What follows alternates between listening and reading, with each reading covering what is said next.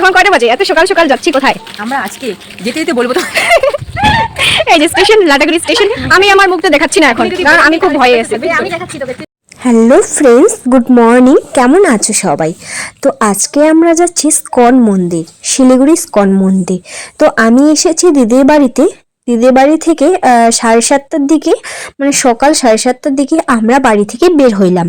তারপর লাটাগুড়ি স্টেশনে গিয়ে পৌঁছলাম। আর এখানে আমরা টিকিট কাটবো, তারপর ট্রেনের জন্য ওয়েট করতে লাগবে।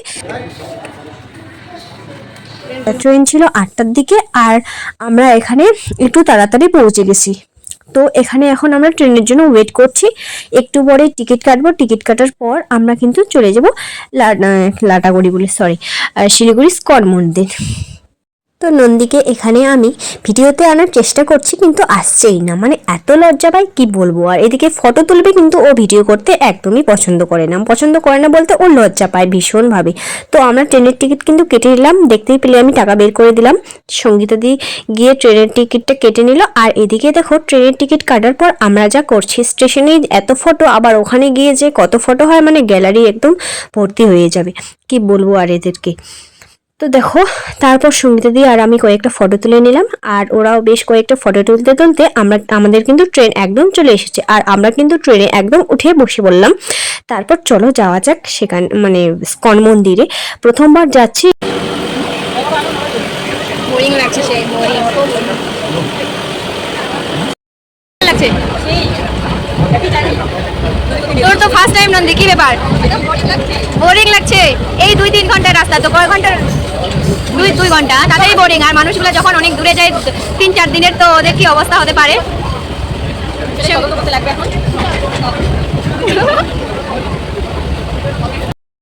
বোরিং লাগছে গাইস, কেমন লাগছে? আরে বল না নি প্লিজ। আরে সত্যি খুব বোরিং লাগছে আমাদেরকে। 2 ঘন্টার রাস্তা, তো মাত্র আধা ঘন্টা, আর কত সময় লাগবে? 48 মিনিট মাত্র হই। দেখো চারিদিকটা ভীষণ সুন্দর লাগছে, একদম সবুজে সবুজ। আর সঙ্গীদের এদিকে তো ফোনেই ব্যস্ত। আর আমি একটু বাইরের পরিবেশটাকে ক্যামেরাবন্দি করে রাখছি। ক্যামেরাবন্দি করে রাখতে কিন্তু বেশ ভালো লাগে। তার দেখো, কথা বলতে বলতে কিন্তু আমরা একদম পৌঁছেও গেলাম। আর এদিকে দেখো এদেরকে, মানে চিরুনি আয়না, মানে আয়না না, চিরুনি নিয়ে এসেছে সঙ্গীতাদি। আর দেখো সঙ্গীতাদি ওদেরকে কিভাবে চিরুনি করে দিচ্ছে। এটা তো সব থেকে বেশি মজার, কারণ কি, ওর কিন্তু ভালো মতো চিরুনি করে দিলই না, শুধু চিরুনিটা চুলগুলোতে ছোঁয়াইলো। তারপর দেখো আমরা কিন্তু ঠিকঠাক জায়গা মতো পৌঁছে গেছি, কোনো অসুবিধা হয় নাই, মানে আমরা কিন্তু মানে ভালোভাবে চলে এসেছি।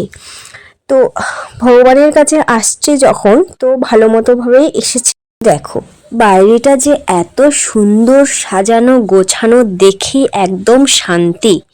আর ভেতরে তো বলাই যায় না, মানে ভেতরটা তো দেখলে ওখান থেকে আর আমার এক ফোঁটাও, মানে এক বিন্দুও বাড়ি আসার ইচ্ছে নেই, এত সুন্দর। আর এটা হচ্ছে উপরটা।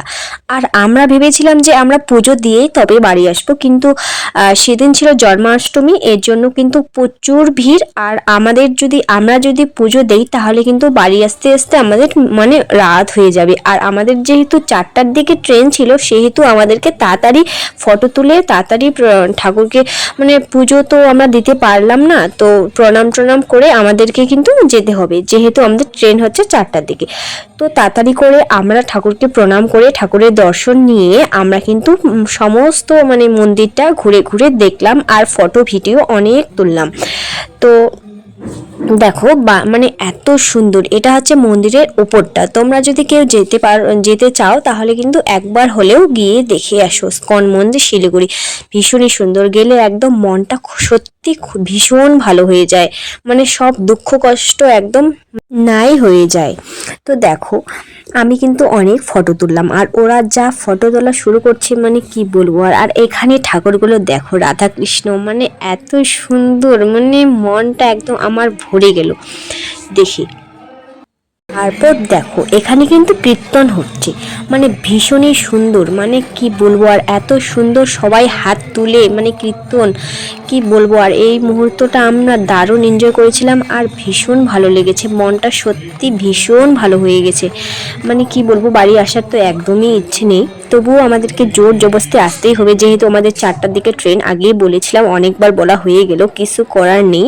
তো এখানেই দেখো, মানে ঠাকুরগুলো দেখে না মানে মনটা যে এত ভালো হয়ে গেল কি বলবো। আর এদেরকে দেখো, এরা মানে কি বলবো, আর এত ভিড়ের পরিমাণ মানে কি বলবো, প্রচণ্ড ভিড়। এই ভিড়ের মধ্যে আমাদেরকে কিন্তু ফটো ভিডিও করতে হচ্ছে, কারণ এত দূর এসেছি, আমরা যদি ফটো ভিডিও না করে বাড়ি চলে যাই তাহলে তো কোনো মানে চিহ্নই নেই, আমরা এসেছি না আসি না এই কোনো চিহ্নই নেই। পর কি আবার আমরা ফটো আর ভিডিও এদিকে তুলছি, আমি একটা ভিডিও করে নিলাম। কিন্তু পুজো দিতে পারলে আরও ভীষণ ভালো হতো, মানে মনটা সত্যি ভীষণ ভালো হয়ে যেত, মানে পুজো যদি দিতে পারতাম। কিন্তু কি করব, পুজো তো দেওয়া হলো না। তারপর আমরা, এটা হচ্ছে বাইরেটা, মানে বাইরেটা এই যে মন্দিরের পেছন পেছন কি বলবো, মানে মন্দিরের এটা একটু এই মানে সাইডে আর কি। তারপর আমি ভিডিও করার পর নন্দীর সাথে ভিডিও বানিয়ে নিলাম। তো ফাইনালি এবারে আমরা বাড়ি চলে যাচ্ছি। তো আমরা খাওয়া দাওয়ার পর এবারে যাচ্ছি আমরা বাড়ি, মানে এতটাই ক্লান্ত লাগছে, মানে কি বলবো আর তোমাদেরকে। তাই হোক, তো এবারে আমরা বাড়ি চলে যাচ্ছি। আমরা কি খেয়েছিলাম সেটা আমি দেখাতে পারি নাই, তখন খুব টেনশনের মধ্যে ছিলাম। তো এখন সবাই ঘুমাচ্ছে, আমার ভালো লাগছে না, তাই আমি তোমাদের সাথে কথা বলছি।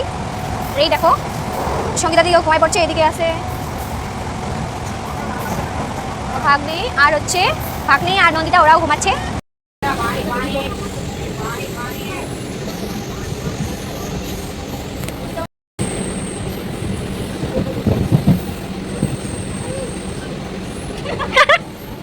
আরেকবার কত চোখ গুলো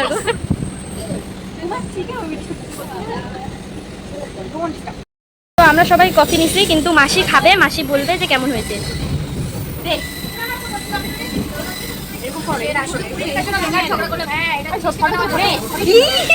এবার দাম বাড়া দিচ্ছি।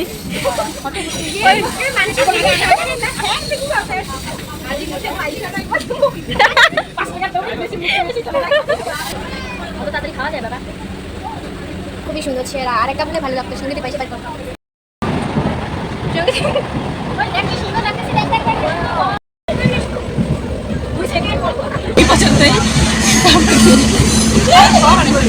তো বন্ধুরা, এখন আমরা যাবো বাড়ি, মানে চলে আসি প্রায়। জায়গাটার নাম, প্লেসটার নাম কি? ডামডিম। ডামডিমে এসে আমরা এখন বাইরে যাচ্ছি, আমরা এখন ভিখারি। ওরা সবাই মোবাইল দেখছি। নন্দিতা তো এতটাই মানে কি বলবো, ও তো মানে কি বলবো, এই যে এত সুন্দর এই তো ক্যামেরাটা দেখো, গাইস আমরা কেন দেখা এত সুন্দর গাইস। কিছু বলার থাকলে বল, কি বলবো, এটা বাড়ি যাচ্ছি আমরা। আর কিছু বলার নেই, আমার মাসিকে সাপোর্ট করো সবাই, ফলো করো, মাসিকে ফলো করুন, আর হচ্ছে লাইক কমেন্ট শেয়ার, আর কি বলবো, স্টার দিয়ে দিন বেশি বেশি করে, বেশি বেশি। তো মানে জানি না মানুষ 2-3 দিন কিভাবে বেড়াতে যায় ট্রেনে। আরে বাবা, ঘুরতে তাই বললাম, একই ব্যাপার, ঘুরতে বেড়াতে ঘুরতে একই ব্যাপার। তো জানি না কীভাবে যায়, মানে আমার তো 2 ঘন্টা টানা 2-3 ঘন্টায় আমি থাকতে পারছি না, এতটাই বোরিং ফিল, কী বলবো আর। তো যাই হোক, যাওয়ার সময় একটু খুবই বোরিং আছে, আসার সময় একটু হইচই করে যাচ্ছি, মানে খেতে খেতে মানে পাচ্ছি। পরে পুজো দেবো, সেজন্য পরে মানে খাই নাই। আর এখন তো পুজো দেওয়া কমপ্লিট, সেই জন্য আমরা হচ্ছে খাইলাম, কফি খেলাম, দেখতে পেলে কত কষ্ট করে ওই পাশে ওই দিক থেকে আমি কফি নিয়ে আসলাম এদের জন্য। কী করবো, মানে আমাকে খাটিয়ে মানে যেখানে যাই কফি তুলে